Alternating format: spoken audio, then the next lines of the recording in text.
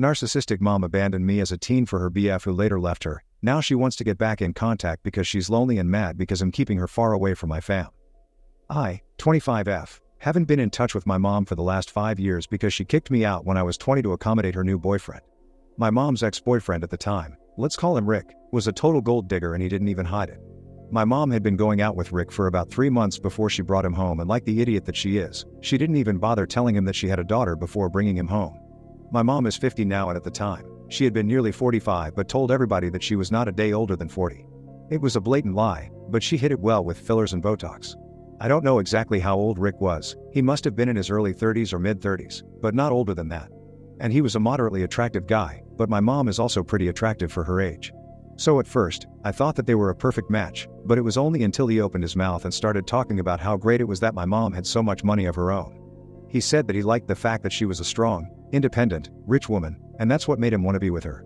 I know that's what he said, but our massive house, its spacious living room and very obviously expensive decoration is probably what really made him want to be with my mother. It's no big secret that my mother was rich only because she had been left a lot of money by her parents. She was an heiress and that's pretty much all that she was. She had no career of her own. So while the rich part might have been true, I couldn't see how he was strong or independent, because she hadn't had to do a single thing in her life. Her parents had built a company from scratch and made her rich, but after they passed away, the company went to her uncle, and he had been running ever since. She had absolutely nothing to do with how the company operated, and neither did she have any interest in learning how to run it, because as long as she got the money that she was supposed to, she didn't care about anything else. She mostly had hobbies, but she never did anything with any passion or focus to turn it into a real career. And that goes for motherhood as well, because I'm pretty sure that I was a hobby for her because she was just bored. And I know for a fact that had it not been for her boredom, I couldn't even have been born, because she definitely would have terminated the pregnancy. So I'm kind of lucky that my mother is flighty and indecisive, because that's actually what led to me being born. And I'm also lucky that my grandparents, unlike her, were decent people and raised me in her absence. My mom probably got bored of being pregnant midway and decided that she wasn't interested in being a mother. So after I was born, she pretty much left me at my grandparents' most of the time and would spend the majority of time partying or hanging out with her friends. No joke, as a child, I literally thought that my grandparents were my parents. I have no idea who my father is because my mom got pregnant after a one-night stand, and she didn't have any way to contact him, so she didn't. My grandparents, at least, were loving people and never made me feel the absence of my parents. I had never known my dad, and my mother had never allowed me to get to know her. So I basically only had my grandparents, and I was content with it for a while. But then my grandma passed away when I was in my junior year, and a couple of years later, my grandfather followed. I was heartbroken because I felt like I had lost the only people who cared about me.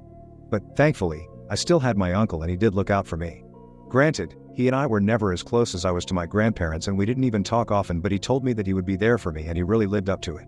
I had never lived with my grandparents permanently. I had always lived with my mom, but I would visit them every weekend. My mom would barely even be at home most of the day, so I was okay with being alone at home after school because it gave me a lot of time to finish my homework and do whatever I wanted around the house. After my grandparents passed away, I moved to college, but I would come back home for at least one weekend every month and for the holidays. It was not because I wanted to stay in touch with my mother, but mostly because I wanted the comfort of my own home, and that was it. If anything, my mother's presence was something that I would have to put up with whenever I came back. My mom had stayed the same my entire life, a shallow and self-centered narcissist socialite who cared about very little in the world. That stayed the same throughout my life, so she was pretty predictable to me. She had had several boyfriends, but predictably enough, she could never make it last with any of them. Sometimes it was just them being insecure because she had an amazing social life and was constantly out with other people, and some of those people happened to be other men. And sometimes it was just because she got bored with them and she dumped them without caring about their feelings. I had met several of her boyfriends, and every time they would break up, I would be able to hear all of the screaming and shouting from my room since it was just above the living room. And never had she ever tried to make anybody stay, because I guess she never cared enough about any of that. But the first time that I was unable to predict anything was when she started dating Rick. With him, everything was different, and it was crazy that she wasn't able to sniff out that he was a gold digger because she was usually great at those things. I mentioned in the beginning that my mother had brought him home for the first time after dating him for 3 months, and it was the weekend. I happened to be there. So when Rick saw me and I greeted him out of politeness, he seemed to be really confused because he hadn't expected me. Only then did my mother tell him that she had a daughter, and he seemed really put off by that. But that was only for a second, and then he went back to his usual charming self, but I was able to see through him, and I could instantly tell that he was not interested in my mother. He was just here for the money, and he made it very obvious throughout dinner. He could just not stop talking about how great it was for him that he had managed to find such a beautiful and independent woman and had even impressed her enough to get her to date him. I knew that he was trying to flatter her, and it was working. He put special emphasis on how rich my mother was because that seemed to impress him the most, and honestly, he could not have been more obvious if he tried. After we were done with dinner that day, my mother told me that she had invited him to stay with us for a couple of weeks because he had just been laid off at work and he needed a place to go before his landlord evicted him. And suddenly, it all made sense why he had been buttering her up so hard. He only needed a place to crash and my mother was his meal ticket. I wanted to warn my mom, but I usually never commented on her relationships because I thought she knew what she was doing. Also because we didn't have that sort of equation when I could talk to her comfortably about these things. I didn't say anything because I wanted to give Rick the benefit of the doubt, not knowing that this decision would end up backfiring really badly. A couple of weeks passed and I didn't go back home until the next month. My mother and I didn't stay in touch when I was at college, so I had no idea how things with her and Rick were going. But when I came back home the next month, I realized that Rick had pretty much made my mother's house his home and had turned the place into a total bachelor pad, and my mother didn't even seem to have a problem with that. Everything was a mess, but my mom told me that there is no reason to worry because the housekeeper would have everything cleaned up by the next morning. And it was fair, but my mother had always been a bit of a neat freak. It was surprising that she was allowing all of this, but I didn't say anything about it because yet again, I didn't think that it was my place to comment on it. Rick and I didn't have any interactions throughout the weekend and I barely even left my room. Just like every other weekend before that, I only came back home for 2 days and I had no intention of speaking to anybody at the time. So I stayed out of everybody's way and just minded my own business. The only time I would even go downstairs would be for meals, and even then, I would just take my food and go back to my room so I could eat by myself. Let me just make it very clear that throughout that weekend, I hadn't even spoken to Rick. But for some reason, he still had a problem with it and didn't like the fact that I had come back home. So the day that I was supposed to leave, my mother came into my room and told me that she wanted to talk to me about something important. That was surprising because usually, my mother and I have nothing to talk about. So I knew it could only be bad news. And it was. She told me that she would appreciate it if I didn't come back home after that month because apparently, Rick didn't feel comfortable having me around. He said that he just wanted to be the two of them and I had completely ruined the vibe being there for the weekend. Apparently, he had believed that he and my mother had a nice rhythm going, and I had disrupted it by coming back home in the middle of the month. He just didn't get that bachelor vibe anymore and felt like he was being suffocated because it felt too much like a family and he just wasn't ready for that yet. I could tell that he had been bluffing about all of it. He just wanted me out of the way and was coming up with weird excuses to accomplish that. It was extremely insulting because this was my home first and he was the one who was ruining the vibe by being here and messing up the place. So I decided to ask my mom when he was going to leave because he was not supposed to stay here permanently. She had said that he would just live here for a couple of weeks until he was able to find a new job and get back on his feet. Unfortunately, that was not the right thing to say, because my mom flared up and said that it was none of my business. She told me that it was her house and I was an adult, so I needed to clear out and stay away because she was serious about this guy and whatever he says, goes. And if he wanted me to be gone, then she would make sure that that's what happened. I didn't even try to fight it because I knew that it was pointless. But I did tell my mother that Rick was nothing but a gold digger and she was going to regret kicking me out for him. She didn't seem to care and neither did I, so I packed my things and left that day. For the next couple of months, until Christmas, I didn't go back home because clearly, that was not my home anymore. But when Christmas rolled around and the winter break started, students were not allowed to live on campus anymore, so I decided to talk to my uncle instead. We had kept in touch but we were not close, so it was really awkward for me to ask him for help, but the dorms were closing for winter break and I needed someplace to stay. My grandparents had made sure that I had a college fund set aside for me, so all that was taken care of, but they hadn't anticipated this. So when I called my uncle, he told me that I could live with him and his family for a while. I was really grateful to him and always will be for opening up his home to me and making me feel like a part of his family. We connected and he also told me that the reason he had never tried to build a relationship with me was because of my mother. The two of them didn't have a great equation growing up and he felt weird trying to talk to me or make me a part of his family because he felt like that would offend his sister or something. And he just didn't want the drama, so as long as I was taken care of, he decided that he was going to stay out of the way. But now that his sister had kicked me out, he had to get involved because he couldn't allow me to be homeless or something. We had a real heart-to-heart conversation, and yeah, since then he's been my only family. His wife is the sweetest woman I've ever known after my grandmother, and his kids are basically the brothers that I never had. After that particular Christmas, I started spending a lot of time with my uncle's family and basically became a part of it. After I graduated from college, I needed a place to live for a bit until I found a job and had money of my own, and that's the time that I found out that my mother and Rick had broken up shortly after she kicked me out. I didn't know the exact reason why, but most people said that it was because Rick had been cheating on her with another woman. It was ironic because she had kicked me out so she could live a different sort of lifestyle with Rick, but as it turned out, all that had been for nothing eventually. However, my mother is an egoistic narcissist, so she obviously didn't reach out to me to apologize after the breakup. And I'm glad that she didn't because I had nothing to say to her anyway. We were done here. After that point, my uncle and his family were the only family that I had. I never had needed my mother before when my grandparents were alive, and now that I had my uncle, I didn't need her anyway. Years have passed since then, and I have not been in touch with my mother for a really long time. And a lot of things have changed for me as well because now, I'm married and have a child of my own. 2 years ago, I met my husband, John, 27M, at this job that I was working after graduation. It was supposed to be a short stint and I didn't think that John and I would end up together, but here we are, 2 years later with our daughter. My daughter was born just 3 months ago and I already love her more than anybody else. She is the joy of our life and makes it all better. And that's why I made the grave mistake of posting about it on social media. Throughout my pregnancy, I kept it all quiet and nobody apart from John, my uncle, and a few of my close friends knew about it. I had never been too big on social media anyway, because I'm a strong believer in the evil eye, but after my daughter was born, I just couldn't help myself and I felt like I had to announce it to the world. That turned out to be a mistake because that's how my mother found out that I was pregnant and I had already given birth and finally reached out to me after 5 years of not being in touch. This happened last week and I had mixed feelings about it honestly. She reached out to me through an email and told me that a couple of my family members had told her about the baby, and she said that she was desperate to meet her granddaughter. It was a long email, and the first thing that I did was check if she had apologized to me at any point. But unfortunately, she hadn't. It was pretty true to character and on brand for her to harp on and on about how difficult life had been for her after her breakup with Rick and how she still has trust issues from that terribly toxic relationship.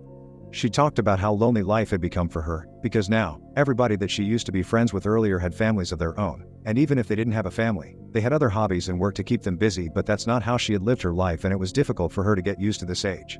She complained about how lonely she was all the time because she didn't have any family to talk to ever since I left and her friends were all too busy for her all the time. So now, she wanted to fix things with me, and I don't know, get back in touch. She said that she was sick of spending every day alone and she was getting older, so she just couldn't do this anymore. She needed me to accept her back into the family again.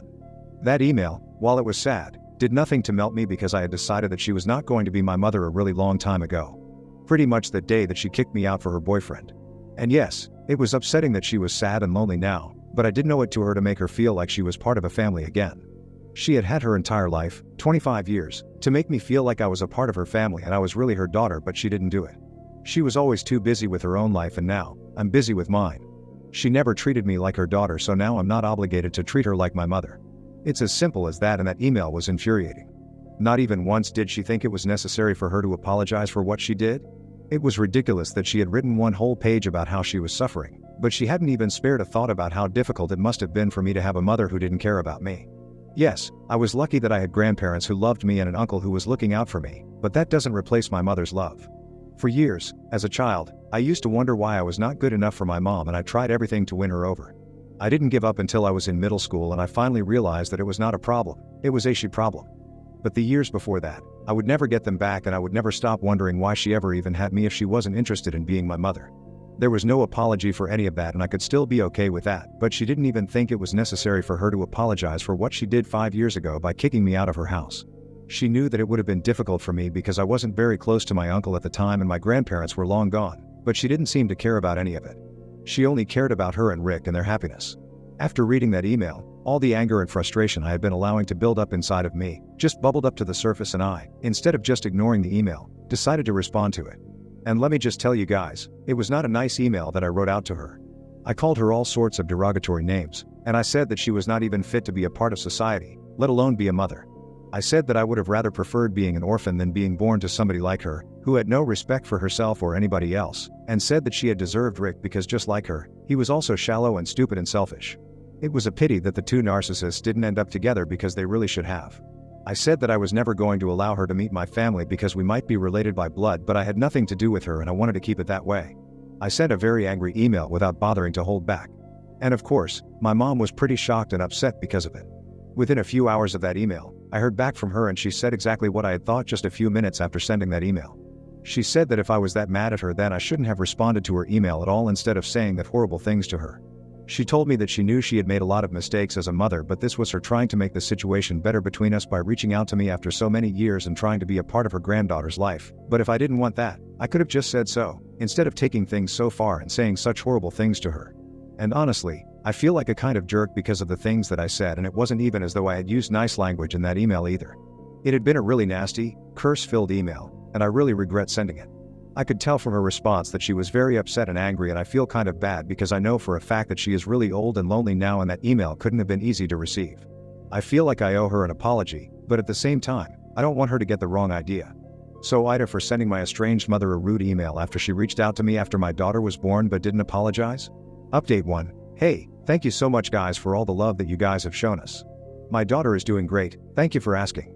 John and I discussed the whole email with my mother and we came to the conclusion that I do not owe her an apology.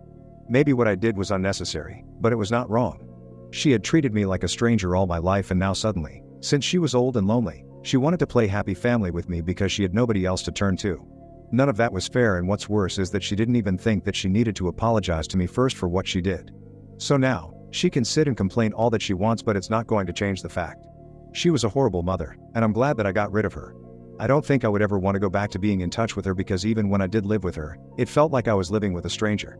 I never considered her my mother, so it would be really strange for me to introduce her to my daughter and call her grandma because that was right. That was a right reserved for family, and she was not family. She never had been. I also talked to my uncle and aunt about it and they feel the same way. They told me that I had no reason to feel guilty because my mother pretty much brought this upon herself. She has been disconnected from her family, her entire life, not just from me but also from my uncle, and he thinks it's fair. I might have gone a little overboard with the email, but she shouldn't have expected anything else when she reached out to me 5 years after kicking me out of her house, and then demanding to see my daughter. She didn't even bother to apologize, which is something that I will never forget or forgive. But anyway, I'm willing to let sleeping dogs lie and forget about the whole episode because I'm genuinely not interested in her drama right now. The only thing that I want to do is be there for the one person who actually needs me right now, my daughter. I can't do that if I'm engaging with my mother and trying to argue with her or trying to show her that she's wrong. It's pointless anyway, so she can continue to send me nasty emails. They're all going to spam anyway and I won't even have to open them or read them. Update 2. So, I don't know why, but my mother thought that it would be appropriate to pay me a visit just 2 weeks after I told her that I was not interested in making things right with her. I was at home today because I'm on maternity leave right now and John was out for work. So I didn't think much before opening the door when the bell rang, and unfortunately, I didn't check who it was outside because it was around the time that John usually comes home from work, so I just assumed it must be him. However, it was not him, it was my mother. I'm guessing that she must have asked some stupid relative of mine for my address, and they, like idiots, revealed it to her without thinking about the consequences. But as soon as I saw that it was my mother, I mustered all the strength that I had and shut the door. She was taken by surprise because obviously, she had expected me to let her in since it was rude to kick somebody out once you had already opened the door. But I didn't care about being civilized or polite, I just wanted her away from me and I was going to do whatever it took to accomplish that. She started screaming at me from the other side once I had locked the door and went absolutely ballistic. I was about to call the cops already when she decided that it would be a good idea to throw a rock through my glass window. So she did that and immediately ran away. Thankfully, my daughter was in her nursery, and I was the only person near the door, but even I remained unscathed. The only thing that suffered, unfortunately, was my window. I called the cops immediately and pressed charges against her, so now I'm just waiting for this to blow over. She was not at all happy and kept screaming at me about how unfair I was and how ungrateful I was, but honestly, I was just glad that nothing happened to John or my daughter. This was serious and somebody could have gotten seriously hurt had they been at home. So John and I have decided that we are going to file for a restraining order against her and we are going to have to act soon. We have also spoken to my uncle and told him about it so he can take the necessary actions as well and amp up security around his house. Update 3. Hi, everyone. So my mother got 6 months of community service and a huge fine that she had to pay for what she did. She also had to pay us for damages and we were able to shell out quite a substantial amount of money from her. Honestly, if you ask me, she was only able to avoid any imprisonment because she is very well connected and her lawyer is a shark. But anyway, that's none of our business since we got the money and also the restraining order. So for now, we have nothing to worry about. John and I had been considering moving to a bigger house anyway and we think we're finally going to do it. Now, it's just going to be me and my family. Wish us luck, you guys.